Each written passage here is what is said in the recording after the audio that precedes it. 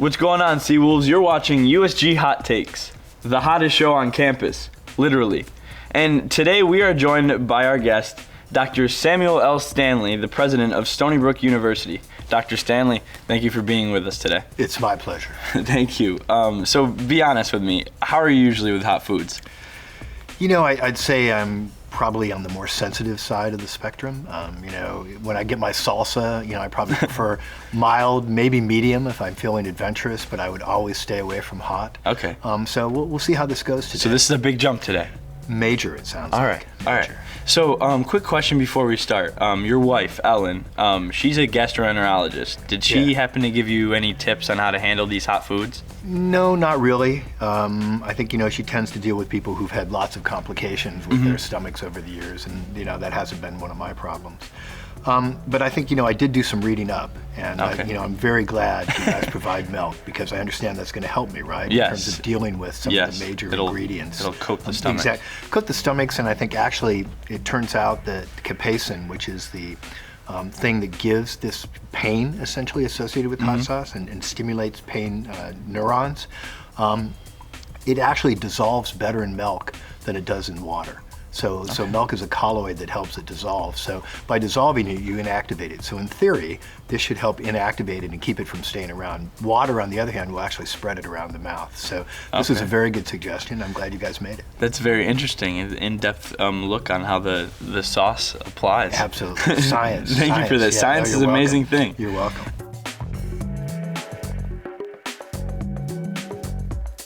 We're going to get right into it, and we're going to cheers and clink wings here. Cheers, Take one bite. Okay. So we're going to jump right into it. We wanted to take this opportunity to involve students in this interview. Yeah. So we have a student question, and this is from sophomore Alice Moe. Her major is biology, and she asked, what life goals did you have when you were 18? Thank you, Alice, for that question. That involves me going back a long time and thinking about what I was like as an 18-year-old. I think I knew I wanted to do something that would help others. I really, from the beginning, was interested in a profession that would allow me to be of service. I thought two professions kind of met that goal for me. One was medicine, the other was law. So I think when I was an 18-year-old, I didn't know yet what I would have the most aptitude for, but I knew I wanted to do something that involved giving back to people. Awesome. So there's your answer, Alice. Thank you for asking your question on Facebook. We're going to move on to the second sauce here, and this one's called High River Sauces Rogue. It's a Moruga blood orange scorpion pepper sauce.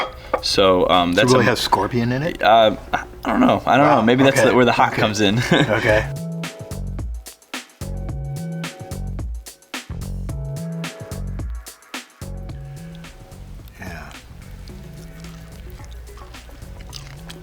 I know that you had went to school in Chicago, correct? University of Chicago, okay. Yes. That's for undergrad, right? Yes. So having lived in both Chicago and the New York area, both have their differences, particularly in food. Do you prefer deep dish Chicago-style pizza or New York-style pizza, and why? So that's a dangerous question, obviously. Yes. I think a really good deep dish still holds a lot of appeal to me. But now that I've moved to New York, I no longer seek out deep dish, and I go with the classic New York slice. Yep. I'm impressed that you can get slices for $2. New York is amazing, right? Because you can find the most expensive meals in the world, and you can find the least expensive meals Exactly. in the same city. So I really love pizza, so I'd be hard pressed to pick between the two, but I would say really since I've been in New York, I've really pretty much essentially focused on New York style pizza. So the Stony Brook area in itself is kind of known for its scenery. Do you have a favorite place to go and unwind? What are your hobbies that you do in your free time? So, I do a lot of different things in my free time, and there are responsibilities obviously for the university often for me on the weekend. So you may see me at a basketball game. The thing I like to do is play tennis. I play a couple times a week, and then I'm kind of a workout addict too. So I work out. I've thought about doing the rec center. I thought about doing that sometimes too, but I don't know if it would be a distraction or so on. It gets a little packed in there. Yeah. I like having some, opportunity to get to the machine I want to get when I need it. So that's important to me. So, I have a big family. So I have 4 kids, and they're all in different places. 2 of them live in St. Louis, but all the other ones are in different places. And so, sometimes I'll take a weekend and fly out and visit them. That's awesome. Seems like you're a very busy guy. Yeah, but so's everybody. Yeah. So, So you ready to move on to the third sauce here? Yeah. So this third sauce here is called Pain 100%. Okay. And we're just gonna go right into it. Okay. Clink wings here and cheers. Okay.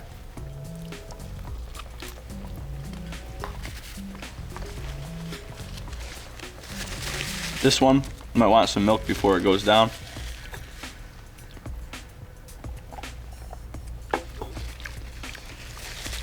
Oh, this is a delayed. Yeah, This is a delayed impact. It catches up to you very much so. Delayed impact. Yeah. So you've been a strong proponent of diversity on this campus. What advice would you give to students to be civically responsible? Oh, this is a delayed. Yeah, This is a delayed impact. it catches up to you Yeah, very much delayed so. impact. Yeah. Let me drink a little more milk and then I'll do All that. right.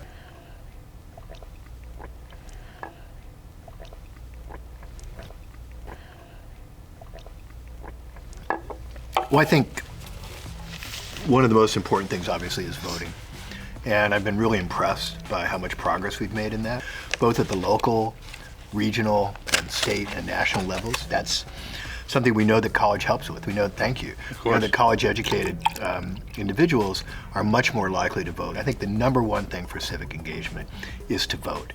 Get engaged and vote, because that's really how you can affect change, is by voting. Right. And this is still pretty hot. This is going to be a music question. Music of all genres is very popular among college students. Do you have a favorite artist or genre that you listen to or have listened to? I really listen to all different kinds of music. So I have, at home, I have 1,700 CDs. I think I've transferred them over to Apple Music now, so I have them that I can stream. But that varies from classical to jazz to pop. To K-pop. Really? I listen to K-pop. Yeah, I enjoy K-pop. That's what I work out to generally, is K-pop music. Really? Yeah, so BTS. I don't know if you know any K-pop groups. Yeah, they're like the top, like they're like the Beatles of Korea. Right. Honestly. Exactly, and older school like Girls' Generation and stuff like that. So, so I listen to that, and I like some of the contemporary artists that are out there now as well. So. Probably one of the best concerts I was ever at was at Stony Brook when Bruno Mars and came. I mean, that was an incredible, with Janelle Monáe and others. That was an incredible concert. She's outstanding. She's such a performer. I mean, you see her perform at the Grammys. No, she's great. Dating myself, Steely Dan, groups like that, groups from the 70s, 60s, I still know. So it's a wide group of interests. So you're a very well-rounded music listener. Very well-rounded music listener. I like that a lot. A whole lot of genres. Awesome.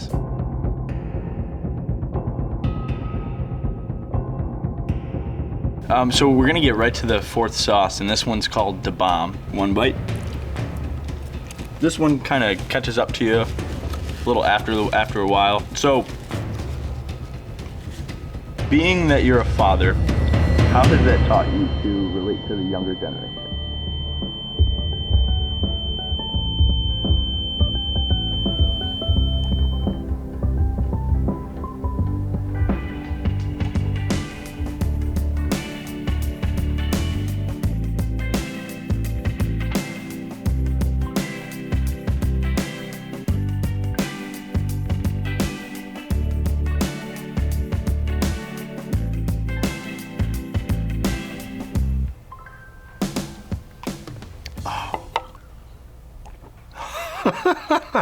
Okay, so that's impressively hot. I think it makes a huge difference. So I still have a son that's in college, who's a senior in college right now. And I think it's helpful for me in terms of understanding kind of what the demands are for students these days. I mean, we talk on a regular basis probably. It gives me the opportunity to kind of stay in touch with culture, I think, more. Even slang. They'll use terms sometimes, and I'll go, wait a minute, what does that mean? What are some words that you hear? Oh, I don't know if I can use them all. Many of them may be, not suitable for things, but just different expressions. How, I hadn't heard someone refer to their girlfriend as, or boyfriend as bae, things like that. So, just boo when that was popular. That's my boo, and I go, what does that mean? Oh, that's my girlfriend or boyfriend. So, that kind of thing. I think it keeps me more up to date, kind of with how people are talking or how communicating. How do you think social media has affected that? A lot. Social media has actually helped us stay in touch better. I think we text each other, but part of that is because my oldest son is in London. Traveling, and he lives in London now, so WhatsApp allows us to communicate with him easily. Wow, yeah, I know, I'm really crying about this. So. But anyway, it's a touchy subject. Yeah, exactly. I'm getting emotional. Not, but I didn't know this was going to be so challenging to carry on the conversation. Oh, it does. That's the whole point of the show. That's the comedic aspect of it, I guess. That's the whole point of the show. So I'm going to give you a quote here. Yeah. It says, "Be who you are and say what you feel, because the ones who mind don't matter, and the ones who matter don't mind." Do you know who said that quote? Oh, no, I have no idea. That's a Dr. Seuss quote. Oh, okay. And wow. Dr. Seuss happens to be this theme of this year's 30th anniversary Roth Regatta. Yes. In asking that, if you were to build a boat for Roth Regatta, what Dr. Seuss book would it be modeled after, given that it's the 30th anniversary? So, my kids grew up on Dr. Seuss, and I probably have read those books hundreds of times. Mm-hmm. I think probably their favorite was Hop on Pop. I think at one point in time I had that completely memorized. I probably could have gone through the whole thing without looking at the book. Before bed every night. Before bed every night, because they really liked it. So those stories I think are great, and I'm looking forward to seeing the regatta. It's always an amazing event, but I think it'll be really fun with a Dr. Seuss theme. So we're gonna get to the last sauce here. Yeah. I'm trying hard to imagine what hotter is like. At this point, it's just all numb. It is numb. Yeah. My lips are completely numb. So this one's called Mad Dog 357, and what does it say on the top? This sauce will blow you away. Okay. 350,000 Scoville. What was? Did it give a Scoville level for Da Bomb? So can I understand what the scale we're going up here is? 135,600 Scoville units. Okay, so we're only going up 2.5 times. Yeah. Which is a lot, it seems to Just me. a few. Just a few. That's okay. all. So we're gonna start out right here. Yeah. Clink wings. Cheers. Okay. All right, this side.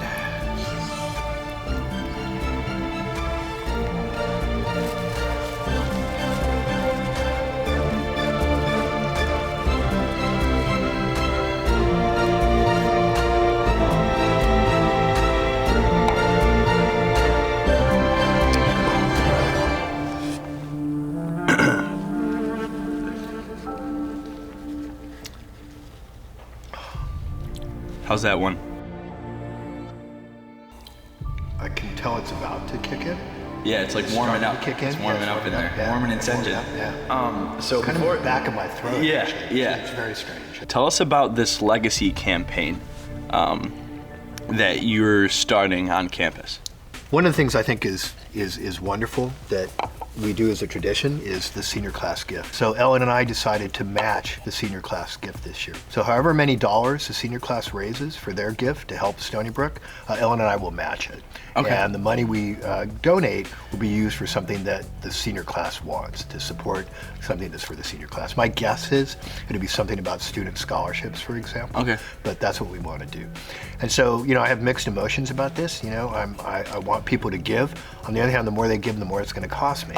So, but Stony Brook's an amazing cause, obviously. I don't think anybody could believe in it more than I do. Right. And so I welcome the opportunity to really match the senior class and get people thinking about, how much they've enjoyed Stony Brook, what a difference it's made in their lives, and start that process of thinking about giving back and pay it forward and helping others get the opportunity to attend Stony Brook. So I actually have a surprise for you. Oh, yeah? Not another sauce. No, not another sauce, Okay. but I have some change here, and I've got a $20 bill. Oh, wow. And I'm not a part of the senior class, but I think Yeah. it's a great cause, and this is going to be my my donation towards your Wow. cause for the Wow. legacy. Here's your Thank you. change. Thank you. So I really think it's a. We're no, gonna have of to. course. So you're gonna have to send me your email to tell you did this, so we can give you a receipt, and Okay. so you can take a tax deduction on it. Sure. So who knows? There's the donation. I think it's a great Thank you. cause and Thank you. a really I smart really thing to do. appreciate Of that. course, Thank you. of course.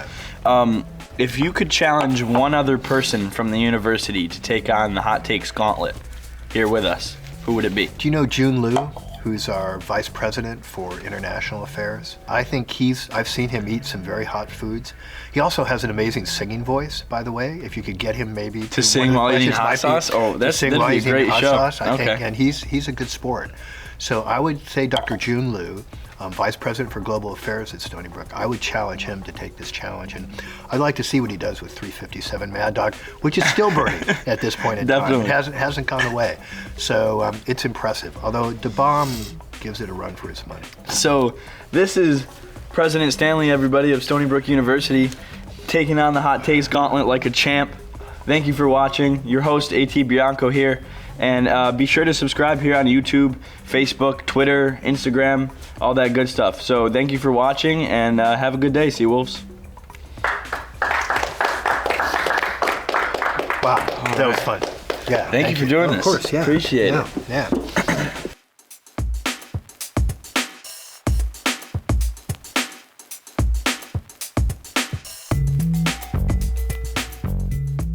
What's up, Seawolves? Thanks for watching that last episode. If you want to see more episodes, check us out on our YouTube channel at SB USG.